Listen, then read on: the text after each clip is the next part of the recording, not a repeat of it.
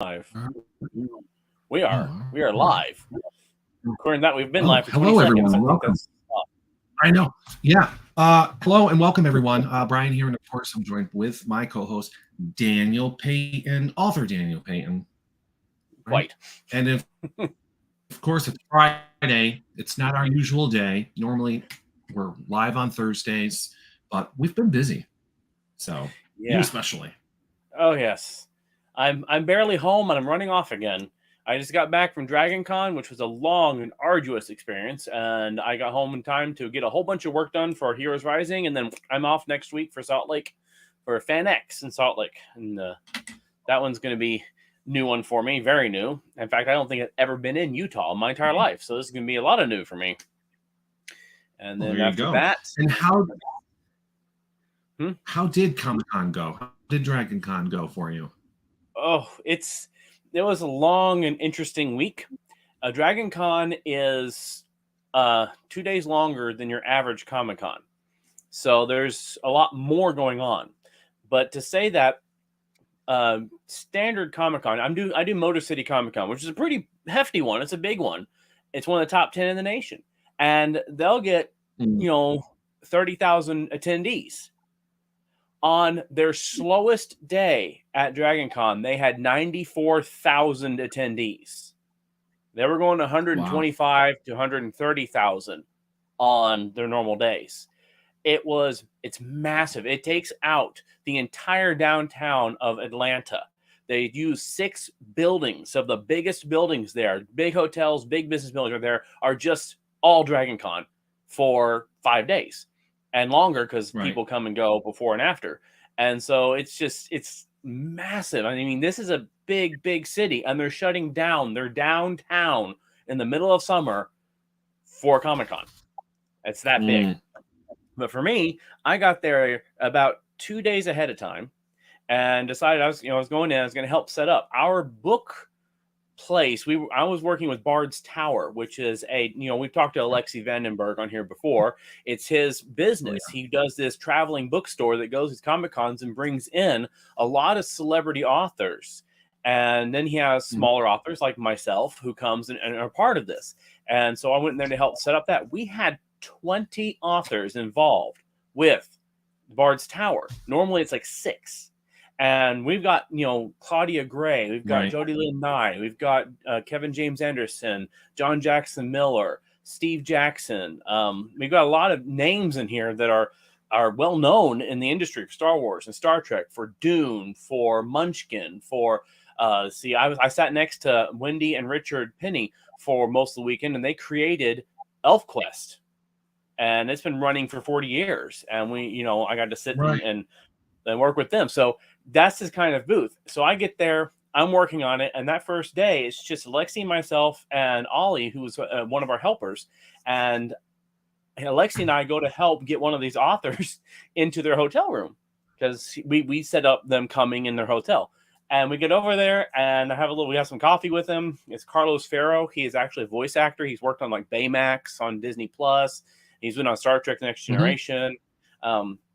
But we set him up, and then we realized they shipped our books in large pallets to be there for all these different authors. They shipped the pallets all over Georgia. They're supposed to go to one building at the Comic-Con. They were, some of them, 35 miles away at addresses of places we don't even know the person. We don't know why it's sitting in front of their business and or home. And I'm like, this is crazy. We had a day to go and literally run and gather all of our books. And so as we're leaving the coffee shop, Alexi has rented an Uber to help him go get it. It's an SUV. And he looks at me and says, well, you can't come. I need all the space in the car to get that. Can you make your way back to the Comic-Con? Brilliant idiot I am. I'm like, sure. I look at Google, see how far it is away. It says 5 minutes. I'll walk it. It was 5 minutes by car.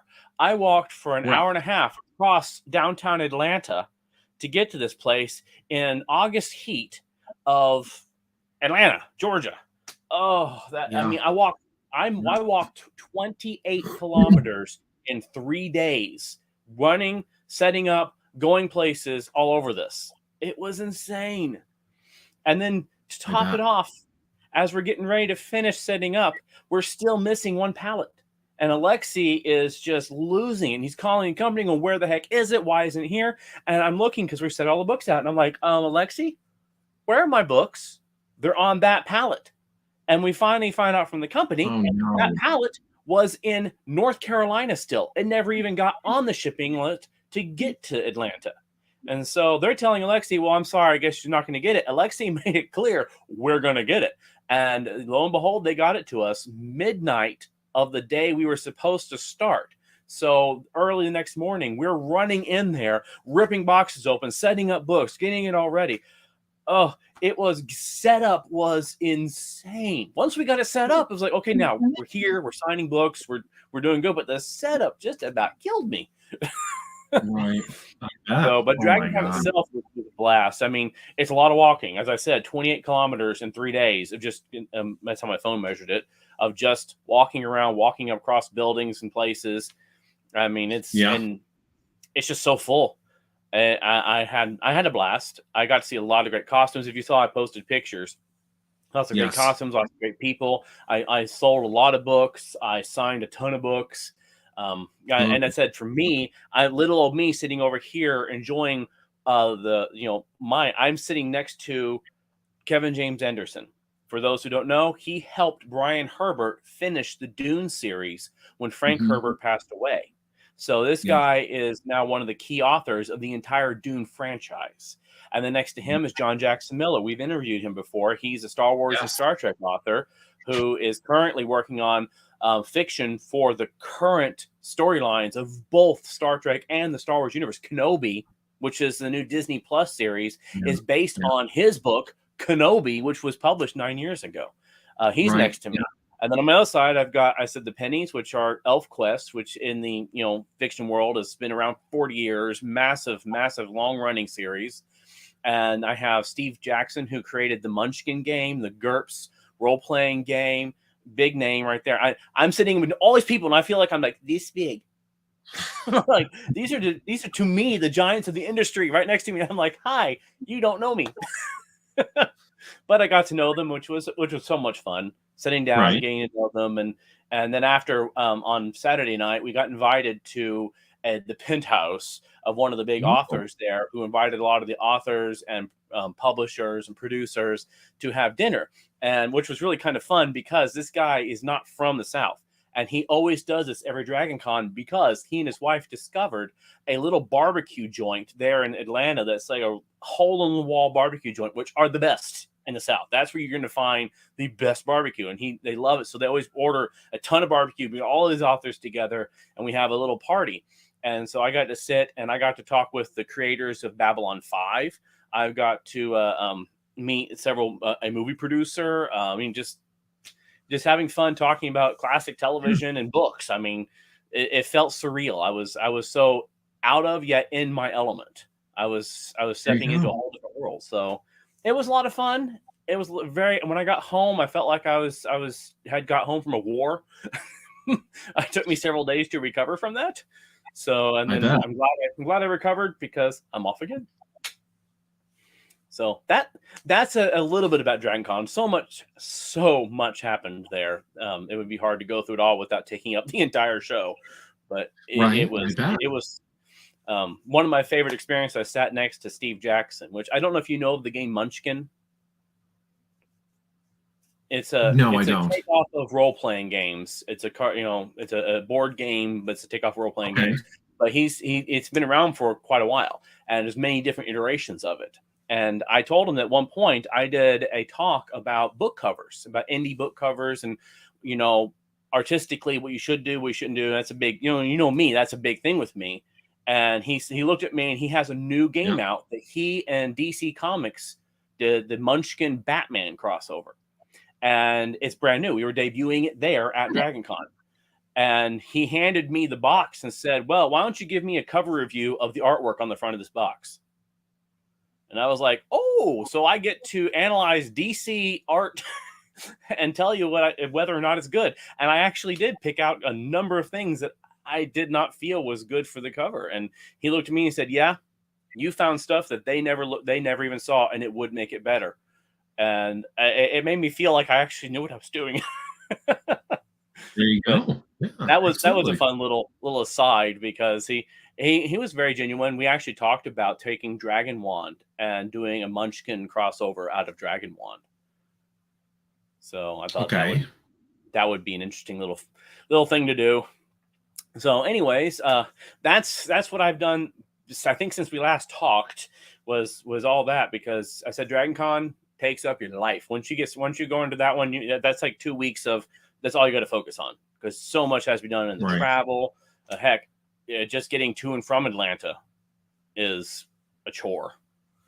So, I'm sure. Well, that's me. So what's happening with you since we last had a show?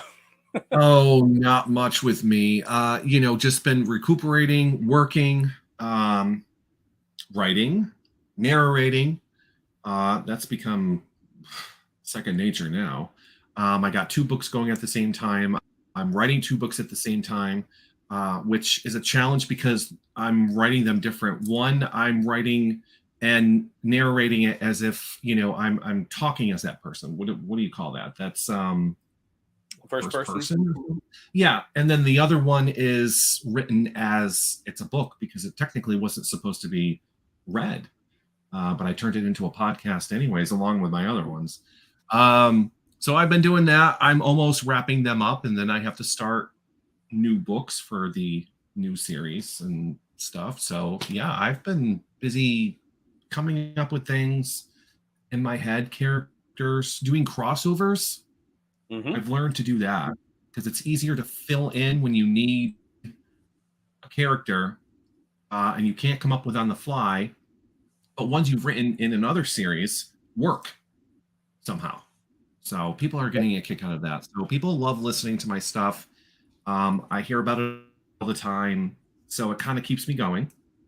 Mm-hmm. So I'm not a professional author, but hey, I dabble here and there. So it seems to be working better than a lot of them. Well, I think so. It's easier this way because I don't have to worry about publishing anything. Not yet, anyways. This is all serialized. I release them by chapter. It's easier that way. So yeah, it's like the Joshua of Egypt I'm doing. I want to get it published one day, but I think I'm having more fun turning it into a serial podcast and putting out pieces of it, because it feels like it's more alive that way. So I'm enjoying that one. So and people, as we both have new podcasts of our recorded podcasts popping up on Spreaker, iHeartRadio, all the fun places. So go and listen. It's free. There's no excuse that people should not be listening to. Joshua of Egypt is on there. All of the stuff that I narrate is on there. So like Dan said, Spreaker, iHeartRadio, Spotify, iTunes, Google Podcasts, Deezer, we're everywhere. We are everywhere, and it is free. So, and it's a weekly thing. I try anyways, but I've been getting ahead of myself, Dan, because like you said, it's fun to write that way, to then read them and get them out. And for some reason, I've been doing like 2 chapters at a time because I just love writing it and I want people to hear it. But I got to slow down just a little bit. Yeah. I like to leave cliffhangers. Yeah. Now, I do have some other interesting news.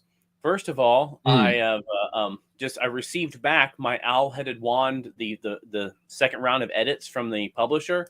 And so that one should be should be heading for the actual final press. The cover art is going to be sent to me for inspection soon, but the final press of that one should be soon.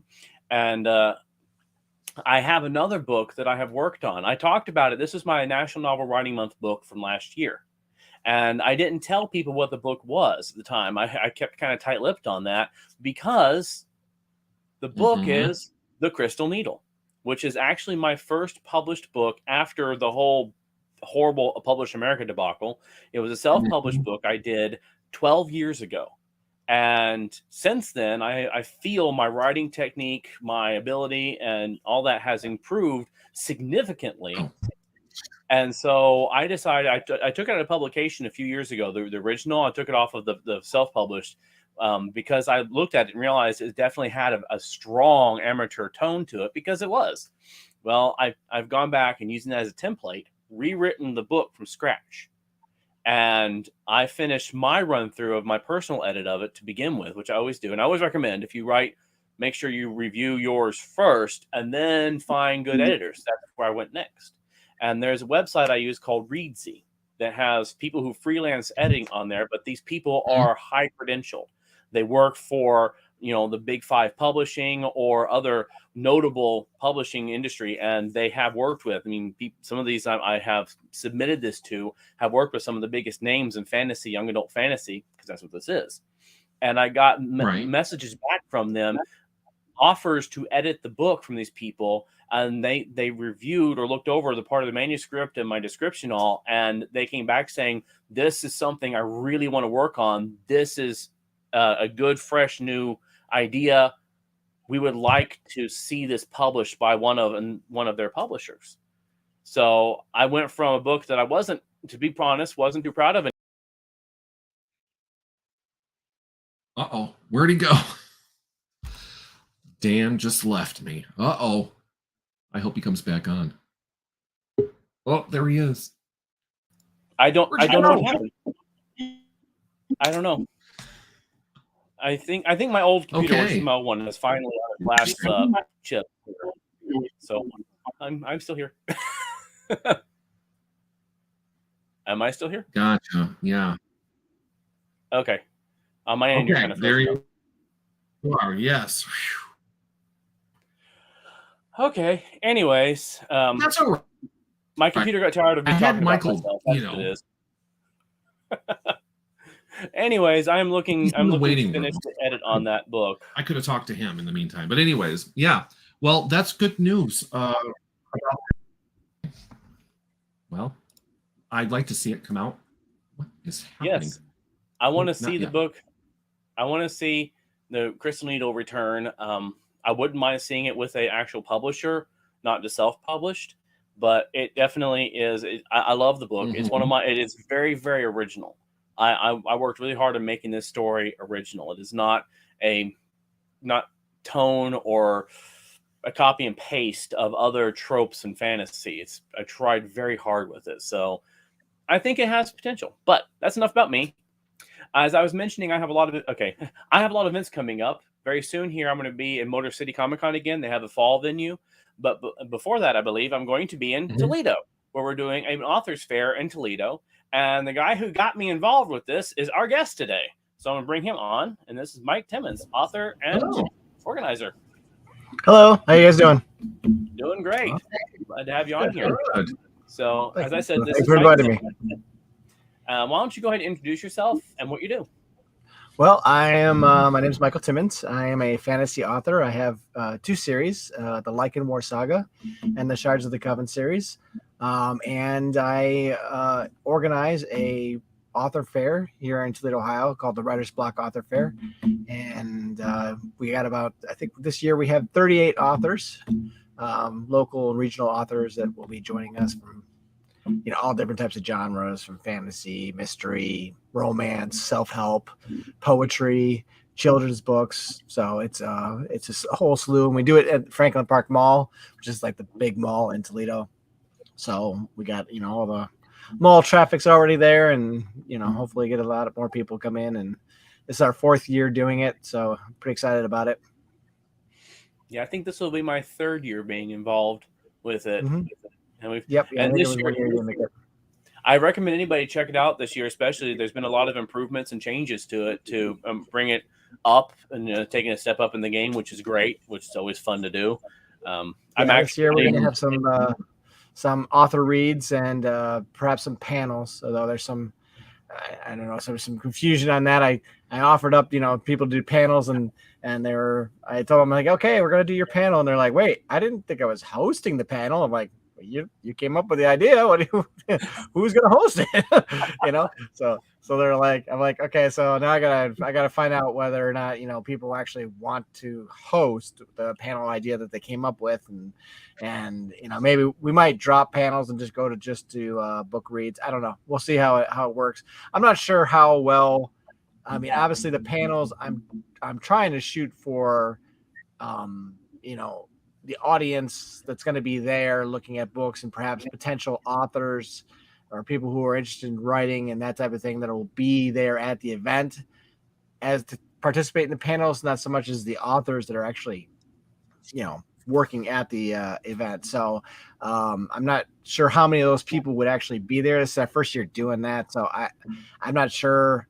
It might not be viable. I don't know. I'm going to throw it back out there to the people that, that said that they gave me the ideas and, might be balking and actually doing it. If too many of them drop out, I might just drop that idea, and just do book reads. Cause I got enough of those to fill the time. So I've actually had a few events I've done where they've said, "Oh, we had panels and people suggested them, but we can't get them to participate. Could you do it?" And I have stepped aside and run several panels, some of which I'm like, I don't know anything about this, but I like talking to people. So here we are. So yeah. I did a panel at I did Indiana Comic-Con this year, and I hosted a panel with Jesus, now his name escapes me. DiPietro. What's his last name? Our first name.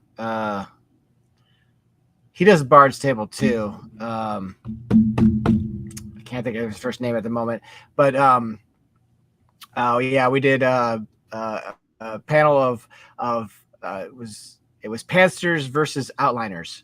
So because I'm a panster writer myself, and he's an outliner.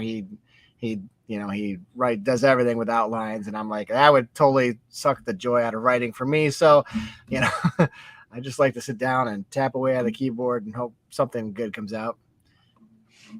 I'm a crossbreed. I'm a planter. Planter. Yeah, I mean, I got point A and point B, and the line in between is just comes out as it goes. So, yep. So yeah, I actually was talking with Brandon Sanderson about that, and he was saying there's plotters. Oh sure, just name drop Brandon. That's right. Okay, it's fine. Well, have you seen his videos? He does great author videos. Yes, I've watched them. They're wonderful. Yeah, he's brilliant. That's where I got the term planter, because he looked at me and I said, "Well, I don't do this, and I don't do that, but I do this." He goes, "Well, you're in between. You're a planter," and he said that's what he is. I'm like, "Oh, well, then I feel even better about myself," which helps a lot. Planter? I thought he's got like a whole team doing his outlines, doesn't he? Not really. Not really. Okay, so let's talk about your books then. Let's get started there. Where'd you get started? My first book, which I have here, which is The Awakening, was the first book of the Lycan War Saga. I wrote that 5 years ago. It's the 5th year anniversary of it, which I'm pretty excited about. I published it 5 years ago. I started writing it about 15 years ago. So it took me about 10 years off and on, mostly off, to actually write the book. Initially, kind of how I came up with the ideas, I kind of my idea was to have two groups of were creatures that would, basically heroes and supervillains, essentially, but they would be were creatures. That was my initial idea. So I wanted to have, two teams, different types of were creatures, not, just werewolves, because I'm a D&D guy, and in D&D they have were bears, were boars, were tigers. They have all these other were creatures, not just werewolves. So, and I always was fascinated with that. So that was my initial idea. So kind of have like essentially almost like a Marvel superheroes, supervillains, were creatures.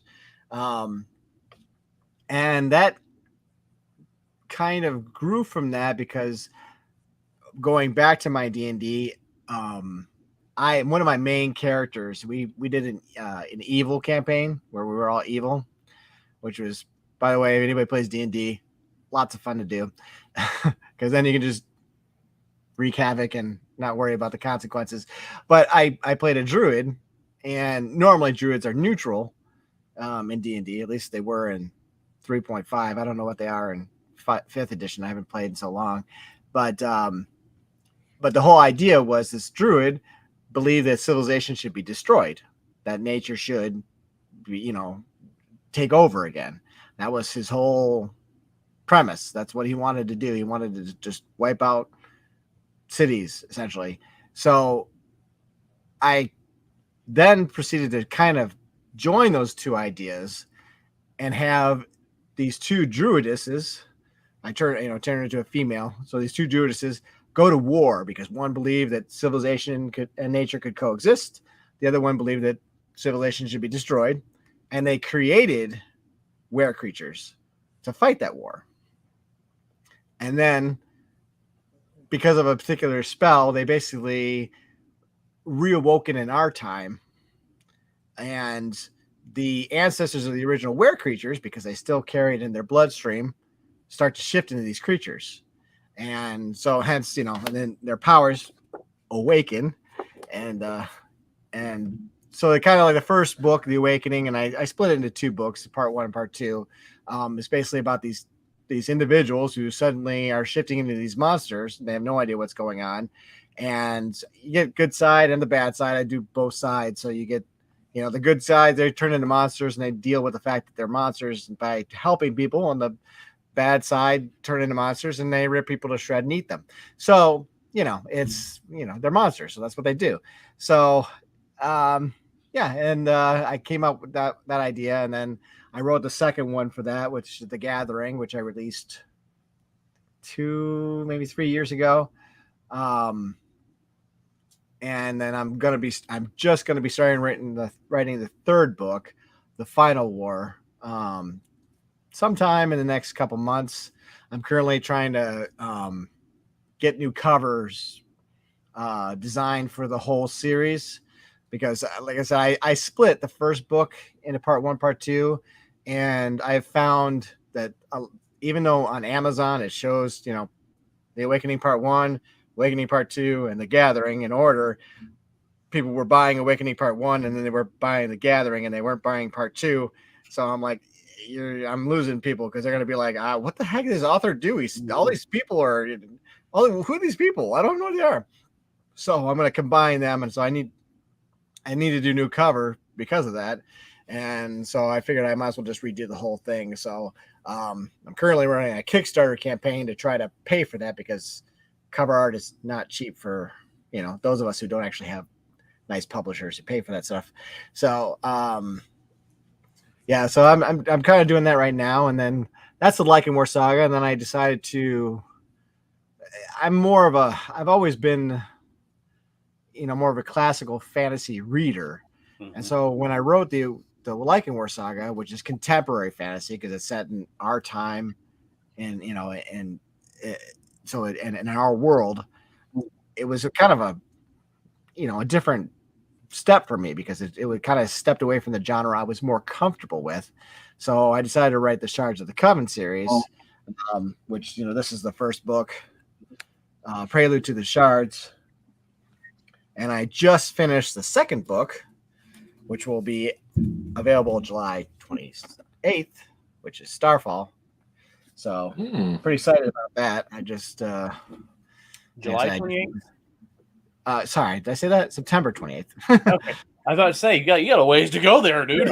Yeah. September 28th. So nice. I'm trying to get the audiobook done for that one as well. I got the first one's audiobook, but trying to find a narrator for the second one right now. So I may have a name for you then if you're looking for somebody. But the guy who did my first one, he's retiring, or he decided he wanted to step back from doing it. So he's like, I'm sorry. I'm like, okay, great. Now I got a different person, which I didn't really want to do, but oh well, it is what it is. So I'm sorry. I rambled for a long time there, but no, that's fine. That's what we need to do, is talk about your books. I do know that when you're doing audiobooks, it is preferable to have the same person do each one of them, but not always possible.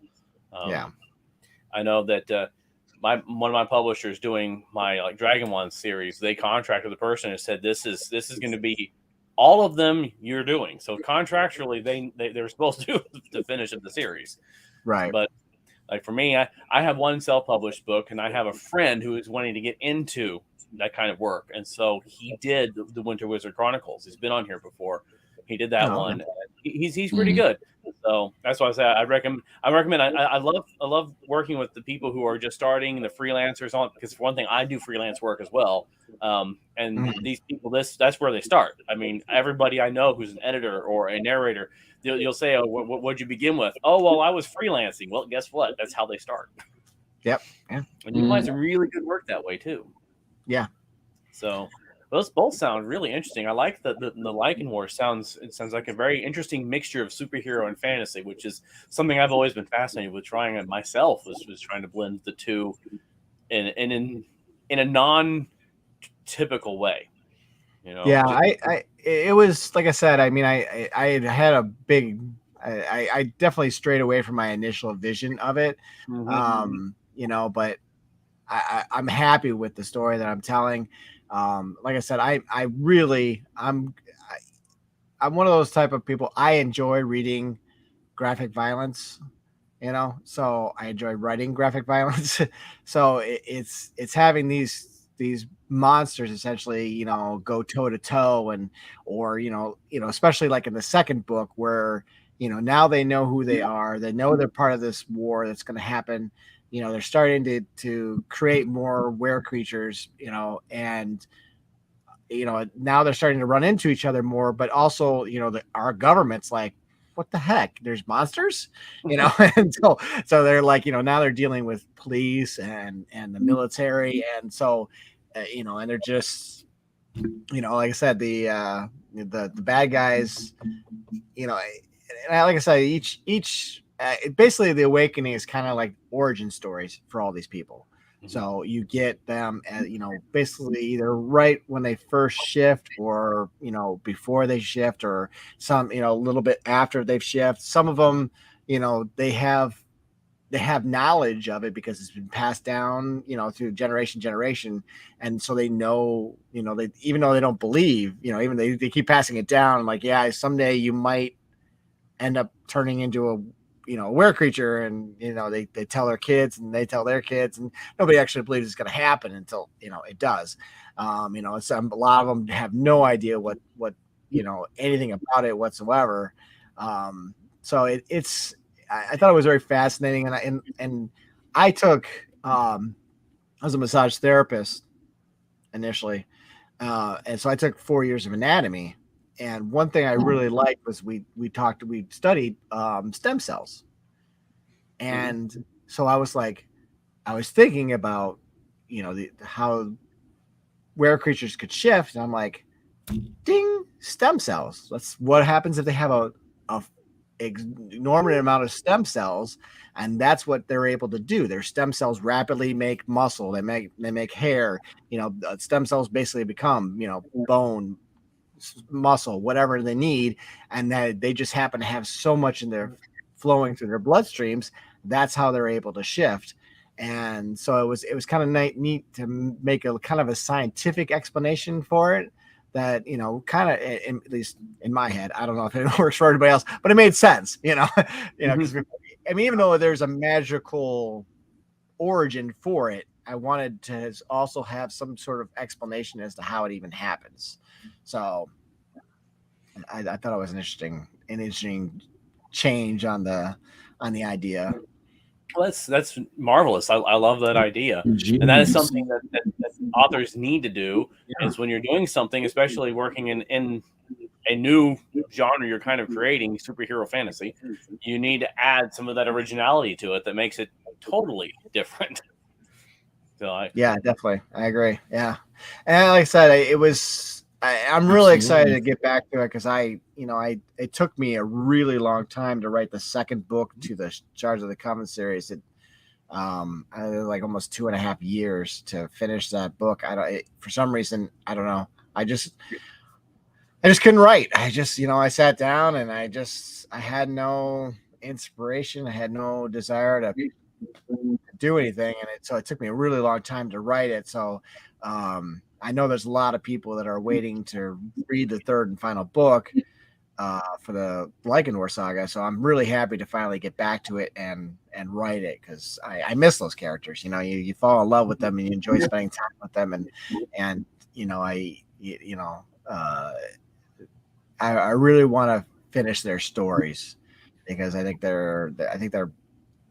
find them incredibly fascinating people. You know, the trauma and the stories that they have to deal with in their lives, and how dealing with this, like I said, they're turning into these monsters. They have no idea what's going on, and some of them don't deal with it well.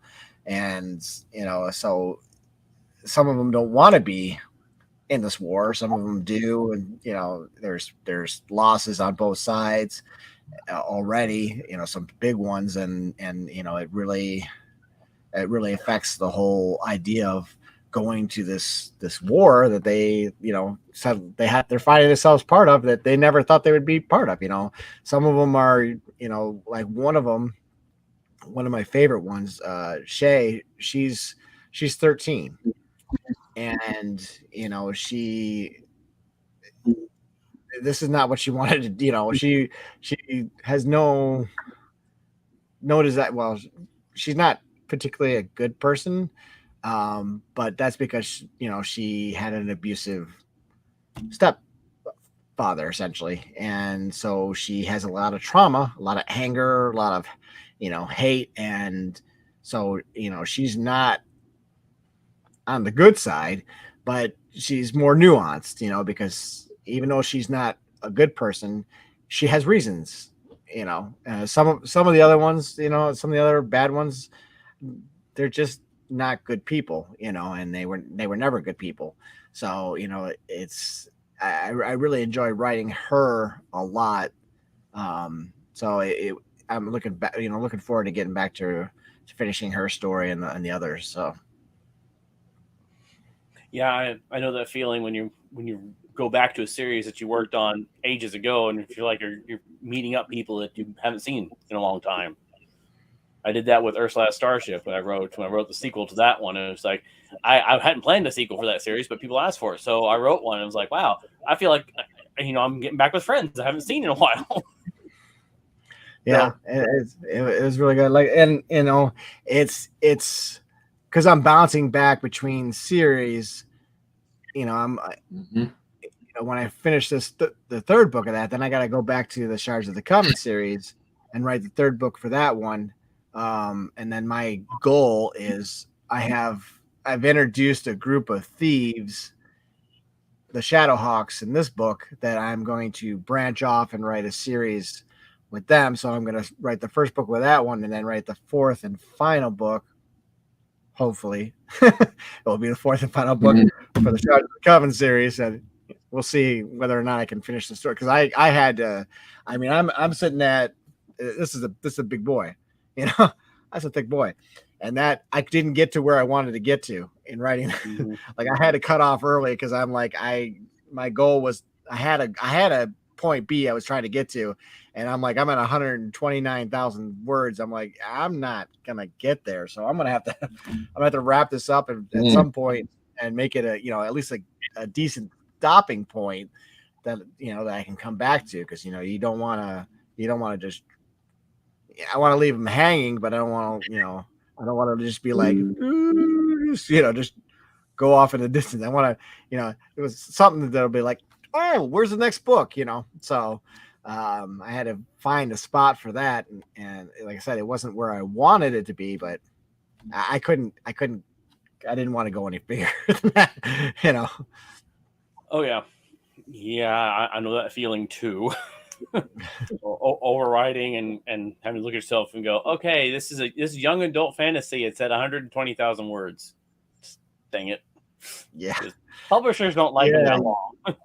Yeah, no, yeah, not for young adult. That's a little bit long. So yeah, it's as I said, it's let's say that's the first one, and then the second one's about almost twice as big. So, which is about what the Lycan War Saga is. The second book, The Gathering, is I think is 170,000 words. I think that one is. But I know, like I always explain it to people, like, for me, it's like, if you're familiar with the Aliens movies, I'm assuming you guys are, because you're, you know, old like me, that, you know, like The Awakening for me is like Alien. So it's kind of horror suspense, you know, a little bit of action, Okay. and The Gathering is aliens because it's like just boom, boom, boom. Let's go. So so it just it, and I'm very much of a person who likes to write ensemble casts. I like to have a lot of moving parts. Like I usually don't have, like I would say, I couldn't tell you who you would consider to be the main character in the Lycan War Saga because everybody gets work. So, some people ask me, it's like, well, so who's the main character? It's like, there's 8 of them. It's like, everybody. I try to give everybody equal footing and bounce back, back and forth, and and I did the same thing with the Shards of the Coven series because I essentially, I don't know, I guess maybe I'm a product of the MCU in my writing because I like to write origin stories. So like the first book of Prelude to the Shards is essentially there's 3 separate stories in that book that revolve around different groups or different groups of characters. Like there's the first book, which I call Imminent, is about a guy. I should probably get some backstory of this.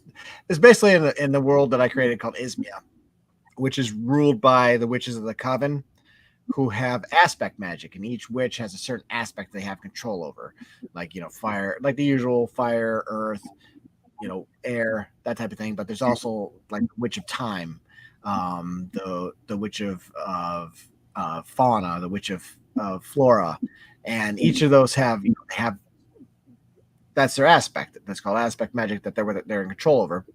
So the first book is basically part of the book is about a guy who's accused of murdering his love, and he's trying to get to the Witch of Time because she has the ability to delve his timeline and prove that he's innocent.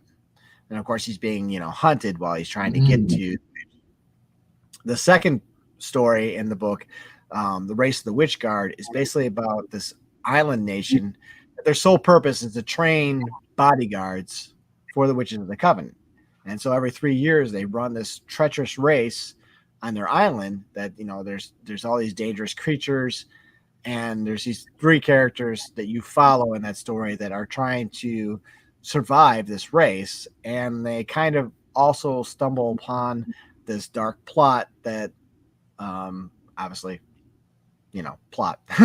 So, and then the third story, a town called Ghost, is about a thief, this girl thief in the town called Ghost, and she has essence magic, which is actually outlawed by the Witches of the Coven. So they send a Shen, a magic hunter, to go and take her out. And it's kind of her flight of survival through this town that's ruled by thugs and thieves to escape these magic hunters. So you get introduced to these 3 groups of, of people.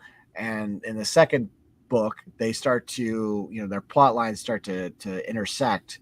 And obviously, I wanted all 3 plot lines to intersect in the second book, but I didn't get there.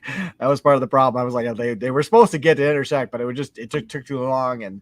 And so it's, like I said, I guess I'm a product of the MCU because I love doing origin stories. So I don't know if that's a thing, if that's what people are doing these days, but that's what I do. So I'm now that you talked about your awakening, the Lycan War, and then the Shards of the Covenant. Mm-hmm. So those are your 2 series. Are those your only 2 series right now? Or you have any other? Those are my only 2 series. And like I said, after I write the 3rd and final book of the Lycan War Saga, the 3rd book of the Shards of the Coven series, then I'm going to start the Shadowhawk series. That's going to follow the group of thieves that are in one of the towns that they interact in the second book. So, and they're actually based off of a thief campaign that I was part of for D&D. So it's rather enjoyable because for some reason our group of thieves, they always ended up burning things down.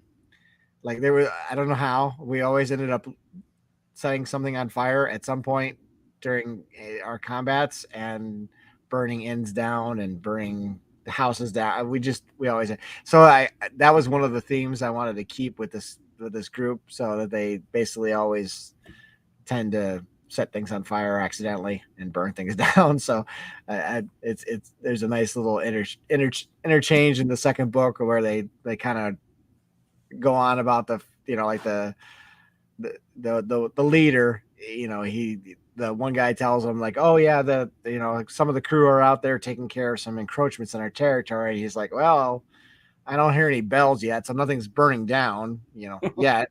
And the guy's like, oh, come on, that hasn't happened. And he starts listing off, well, there was this tavern, there was this house of pleasure, there was, and he's like, oh, okay, all right, there was more than a few times, but still, so it's I don't know. I'm looking forward to writing that one, but that's going to be, I don't know, probably 6 years before I start that one.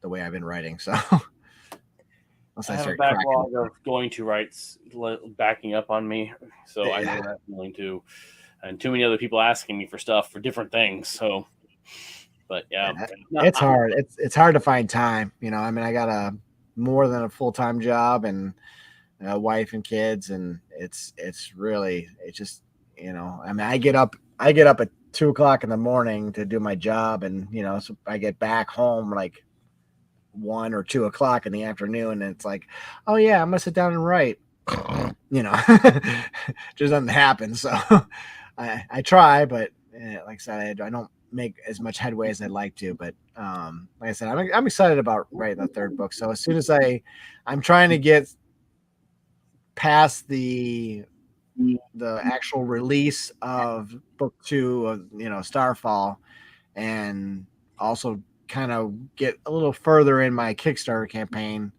to see if I'm going to be able to actually get enough money to recover them, and before I start writing the third book. But I'm pretty sure I'll probably start in the next month or so. That's my goal. Yeah. Though I do have to kind of go back and read the second book so I know where the heck I am, because it's been almost 3 years. So, yeah. I always participate in NaNoWriMo every year, so I know I write at least one book a year, if not more. But that's my thing, is I love Nano. I do that I've not missed a Nano since 2010. Yeah. 10. Yeah, I have a fellow author friend, Dave Kish, and he's always like, why don't you do that? I'm like, I can't work under that type of pressure. I'm sorry. Like I just can't. I mean, I can write, but I'm not gonna. I can't. No. Dave Kish, I was in Renfest. Dave Kish. Yes, Yes, I know him. In fact, I've been talking to him about his books, because I go to the Renfest here in Holly. Actually, I'll probably be going possibly tomorrow. So. Yeah. We try to get out there every year, but it's hard. Unfortunately, my end of this time of the year is just, it's crazy. I have my boys' birthdays. I got my kids are in Cub Scouts, so they do popcorn sales, which is right now. So I'm like, and now I've tagged on to I got the Apple Butter Festival that I do, and then then now I got the writer's block, which we moved to October this year. So it's like one thing after another for September and October, and like I don't know when I have time for that stuff. So what inspired you to start the writer's block? Well, as an independent author, I did a lot of research on how to, how to get found, how to people find you, get people to follow you, to read your books, to know that you're an author. Mm-hmm. And as you probably know, it's not easy. I mean, we're a needle in a haystack of needles, and it's really hard for people to find you. I mean, I think there's 120,000 books published a day, and how are you supposed to stand out in that? It's just, you can't stand out in the crowd. So I really wanted to not only help myself find an audience, but I wanted to help other authors because it's hard. It's not easy. So I wanted to create a venue. It actually initially, it was actually another author's idea to basically rent a kiosk at the mall. He wanted to rent the kiosk and just have, basically independent authors have their books there. But then it was the whole like, well, who's going to run it? Who's going to collect money? Who's going to, do all this stuff? And it was like, okay, this has got way too complicated real quick. So I was like, well, maybe we can do like a book fair, and have just we'll set up tables. And it took me a long time to finally get somebody at the mall to respond to me, because I would go in there and try to talk to the lady, and every time I went in there, she was in a meeting. When I called, she wouldn't call back, and I was like, this is ridiculous. I mean, it was like for like almost a year and a half, maybe 2 years, I'm trying to reach this lady, here and there, and I would call and randomly show up and hopefully run in, just get a moment where she was free. It never happened. So, the lady at the desk, she's like, well, here's her card. Why don't you, maybe shoot her an email? I'm like, all right, I can do that. So I went home, I shoot her an email, and she responded. I'm like, what? That's all I had to do? Great. Why didn't anyone tell me this? I could just send you an email and you'd respond. And so then once she's like, oh, yeah, sounds like a great idea. I'm like, well, it would have been a great idea 2 years ago when I was going to tell you.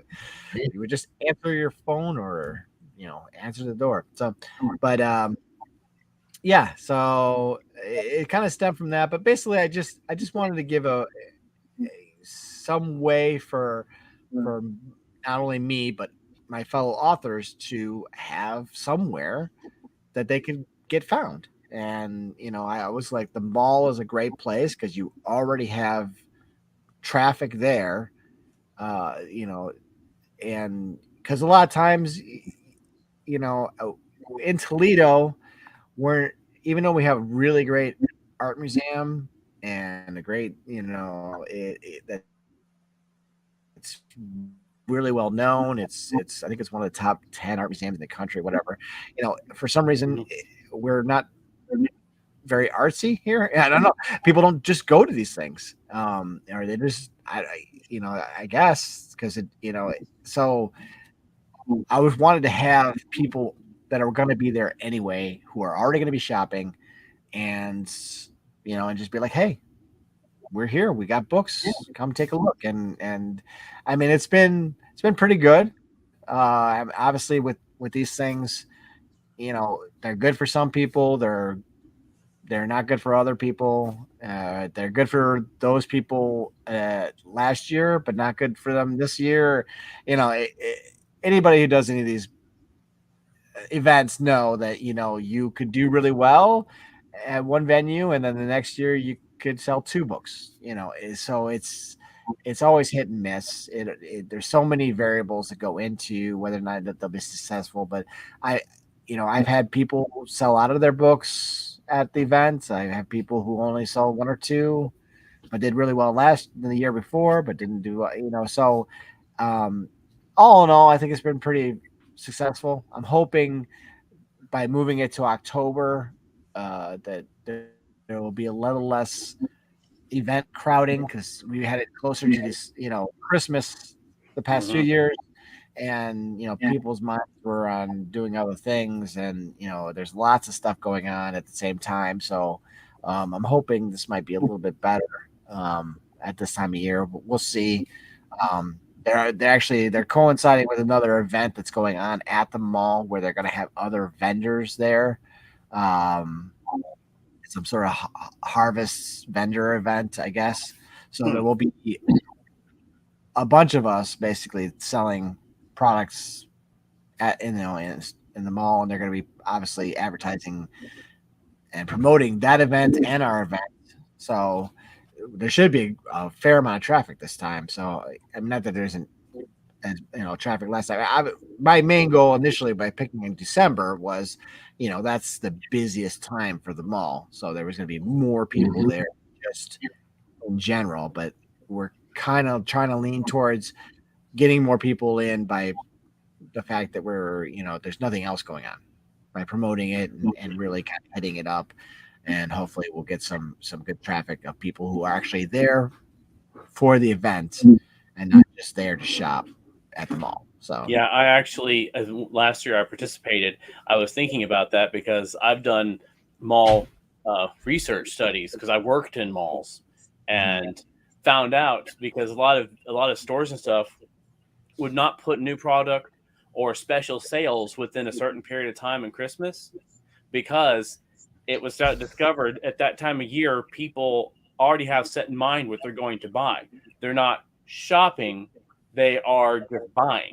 And so it made it really hard. It's why Black Friday does so great. People come buy whatever, but right before Christmas, it's not so much the same thing. So I was actually going to mention that, and all of a sudden you get an email saying we're thinking about moving in October. I was like, somebody got to him.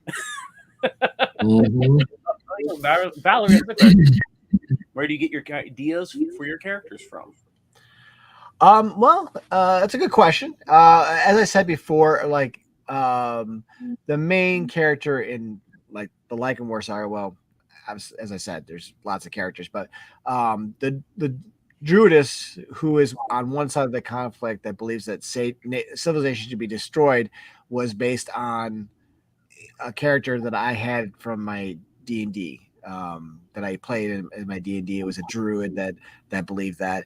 So I kind of took that as inspiration for her, and I felt obviously since it's a conflict, they needed to have another side to another druidess that believed that civilization was okay, that they could find a way to coexist and it'd be nature would be fine in that way. So for her, it was more of just creating someone who was essentially Kestrel, who's the druid just that believes that civilization should be destroyed. It was a way basically finding an opposite character for her. So whereas Kestrel is very domineering, and she's beautiful and striking and just a force to be reckoned with. Sylvanas is more demure. She's in a lot of ways Kestrel's opposite. I mean, she's a strong person. She's a lot of strength to her, but she is slighter build. She's blonde, whereas Kestrel is brunette, and she's not. She's just a different type of person. As far as like the Shards of the Coven series, I wrote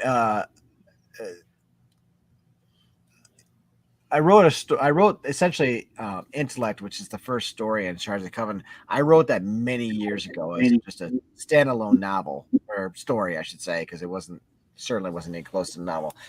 Back when I was just messing around, I didn't really have plans to be an author. I just liked to write the story, though I did send it into some magazines, but I was not a very good writer.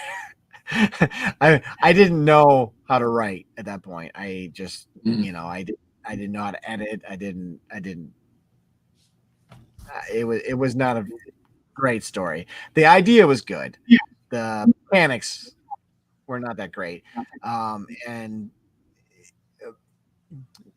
I always hate to give this away because it's kind of I don't want to say it's a mystery to the first story, but essentially in our group of D&D characters that we played, a lot of times we interacted with intelligent swords.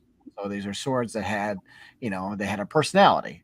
So I always thought that it would be kind of a cool to have a character or a sword that a character had that was basically their companion, and they would have a relationship, a friendship, but a contentious one, because the sword's kind of a smartass.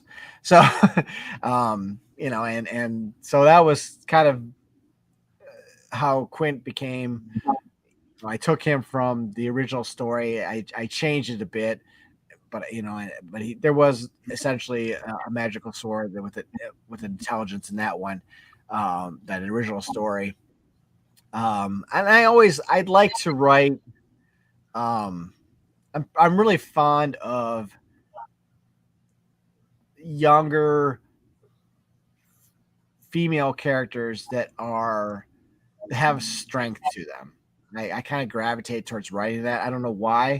I just do. I like to have, like Shay in the Lycan War Saga. She's 13 and she's dealing with trauma, but she has a certain amount of strength, but vulnerability to herself. And Wisp, who is the thief in Shards of the Coven series, she is around the same age, and she's also she has a lot of strength to her. That she, like I said, she's hunted by these magic hunters in the book, and she she doesn't give up. She keeps fighting, and I gravitate towards those type of characters. I like those characters. I just, I basically, especially with the Lycan War Saga, I try to, and actually, it's funny because I guess as a pantser in my writing, I didn't really plan a lot of stuff, but I had people who would reviewed my book and would say like, oh, you can kind of, pick out their animal side as their personality, like the wolf character, he's kind of a loner. He's like a lone wolf, but I didn't write it. I didn't write him in purposely like that. I wrote, and apparently that's how it was, so in some way I managed subconsciously to create these characters that mimicked their I guess their totem animal, essentially, that their animal that they shift into, in a lot of ways reflects in their personality. But as far as actually just coming up with characters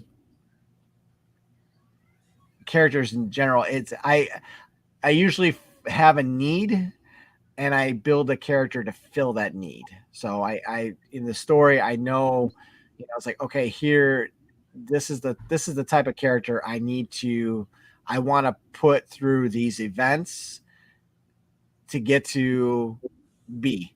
And so then I construct that character to fill that. Sometimes I pull from past experiences of my D&D.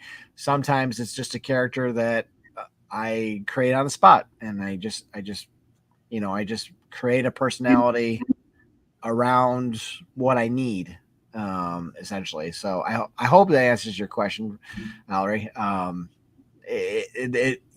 think as a writer, you tend to take your inspiration for not only just your story, but your characters from all over. I have some characters that in some ways reflect my personality.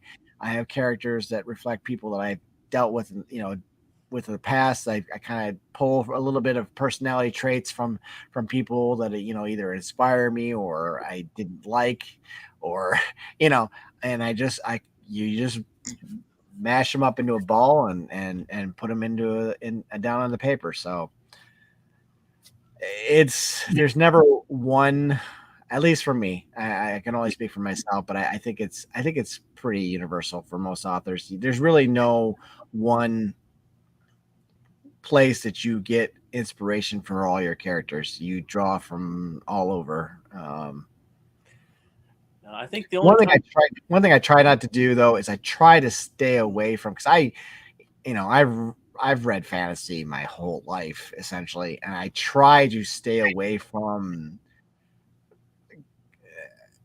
inadvertently copying, because it's hard, because especially if you write fantasy and you read fantasy, it's hard to avoid drawing from that inspiration. And so that's one thing I try to avoid, is to try to make characters that are not similar to other authors I've read's characters as much as possible. Obviously there are tropes, there are types of characters in fantasy that are reoccurring, that they're reoccurring for a reason, because they're popular. People like to read them. They like those type of characters. So it's hard to avoid that, but you still try to keep, some individuality into it. So like I said, I hope that answers your question, Mallory. She said it did. Oh, she did? Okay. I didn't see the pop-ups. Yeah, she did. I'll say that the only time I've ever gone out of my way to really base a character off of somebody is either if I'm purposely putting someone I know in a book, and which oftentimes I'll elaborate even then. I'll make their character maybe a little more heroic or a little more funny. I throw that in. But on the other hand, if I don't like somebody and they've really, really made me mad, I will put them in the story and just change the name. So I've done that, but for the most part, yeah, it's an amalgamation. You pull from different directions, and you're right. Tropes are okay. Cliche is not, and outright copying is not. If you have a character that is like this other character, fine. But if this character has the same kind of backstory, the same kind of talents, the same kind of personality, it's like, you didn't create that character. They did. Yeah. And we all do that. Also, they're reading. I'm like, what did I just wrote his character. I have to go back and fix this because I've done that before. Yeah. I really, and then one thing I like from like Sanderson, and he likes to, he creates very fun and interesting magic systems, and one thing he's very known for is having very original magic systems, and that's, as a fantasy author, when you're trying to write magic, that's one of the hardest things, because really there's only so many ways you can go. With magic, it's like I said, it might, with aspect magic in the, the Shards of the Coven series, I used a lot of the elements because those are primal forces and they kind of go along with magic, but that they're used a lot. But I tried to change it to the point where basically, it was one witch per aspect, and that's it. I try to, it wasn't all the witches can use elements. It was, you are the witch of flora, and so you have domain over plants, and you can create things to grow. You can destroy plants, or kill living things like that.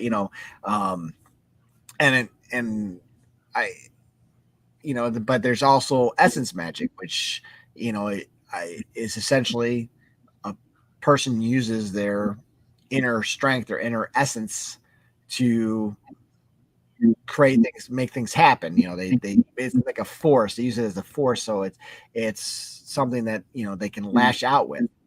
And then I also have blood magic, which is another magic that's outlawed by the Witches of the Coven, which one of the characters that the characters interact with is a blood mage, and he's really not someone you want to deal with, but they have to. He's very integral to the plot, and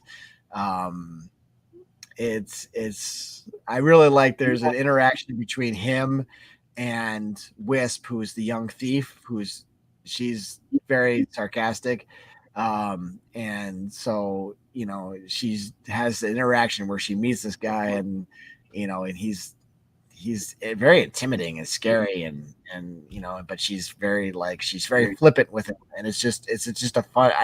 I enjoy the interaction. I liked writing it. It was fun for them to bounce off of each other, because while he is intimidating, he's also very cordial. He's scary, but he's cordial. He's pleasant, a pleasant person to interact with, other than the fact that he likes to bleed people. So, it's everybody has a hobby. Yeah, I mean, no judgment. Well, our show is actually run over. We're doing great. So before we close out, tell everybody, first of all, the dates and time for the author fair. Okay. It's October 22nd. It's at the Franklin Park Mall in Toledo, Ohio. It runs from 11 to 5. Okay. So it'll be in the food court area of the mall. Yep. I'll be there. He'll be there. And I actually know quite a few other authors are going to be there. So definitely a place you want to be to pick out and find new books. Yeah. Come find your next favorite author, as I always say. And all your books are available on Amazon? They are, yes. They're all available. And like I said, the Starfall drops September 28th. September 28th. And so, that's why September. So the books will be, they're available in ebook, print book, and audio, you said? The ebook, print book, the only one that's available on audio is this one, Prelude to the Shards. Which is the first book of the Shards Coven series. I'm waiting to do the Lycan War Saga all together. So when I finish it, then I'm gonna try to get the audiobooks done. So because like I said, I'm putting together part 1 and part 2 of the Awakening. So it needs some adjustments to the writing of it. So I didn't want to do the audiobook if I was just gonna change it and combine it. So I wanted to wait till I just had it all done. You know, there was no point in doing it the other way. So I'm hoping that if my Kickstarter does really well and goes beyond, well, you know, that one of my stretch goals is going to be for the audiobook, but we'll see whether or not I reach that at this point. You know, it's hard. I don't have a great ground game like a lot of authors do, where they have a huge following, and they have I have a newsletter, and but you know, it's not huge, and I'm not as active on social media as I probably should be to create that you know, that interest and that excitement about, you know, what I got going on, unfortunately. So I'm just at this point, I'm just crossing my fingers and hoping people will, if they're interested in getting my books, that's the best way to do it right now, because you contribute to the Kickstarter, and you're gonna get my books. You're gonna get them signed, and you're gonna get them shipped to you. So you know, with all the new covers, once they're done, and that's the best way. Plus some swag. You're gonna get some special 5th anniversary bookmark and book plate. There's some other ones that have some better stuff. But if you top tier ones, you can actually name a character in the 3rd and final book. So, and pick which side you want them to fight on, and which rare creature they could turn into. Nice.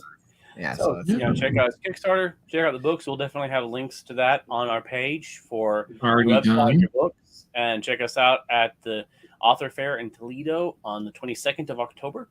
So Thank you for being here. Brian, you have any questions or comments? Sorry, Brian. No, listen, you want to talk? Listen, I love sitting here and listening to all of it. I'm just fascinated. I'm like, you know, the people watching. I'm fascinated by all of it. So yeah, no. I've already posted links on our Facebook page for the website, which gives out information, the books, the audio, you know, and all that stuff. Which I love audiobooks, so I think I'm gonna buy myself a book tonight because I need something to listen to.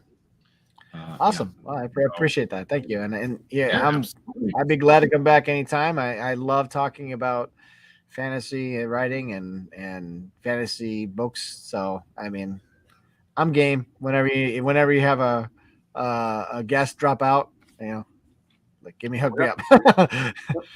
Absolutely. I'll be filler. I'm okay with being filler. I don't have any pride. I'm cool with that. It's fine. Oh, shamelessness is part of being an author, because you trust me. After a while, you just throw it out the window. Yeah, it's like whatever. Like, please, anyways, books, please. Yes, exactly. So thank you, everybody. Thank you for watching. Don't forget to like and share this, and you're listening to it. If you're listening on a recording, you can ask any questions. I'm sure that Michael or myself or Brian are willing to answer any questions that come up even after it's been recorded. So absolutely. Thank you for being here tonight, and we'll see you next week. I am going to be out. I'm going to be in Salt Lake for Fan X. Brian, I'm not sure if you're going to do a show or not, but if he does or not, I'll be signing books at the Fan X, so I'll be there. So thank you all for being here tonight, and good night, everybody. Good night. Bye. Yep.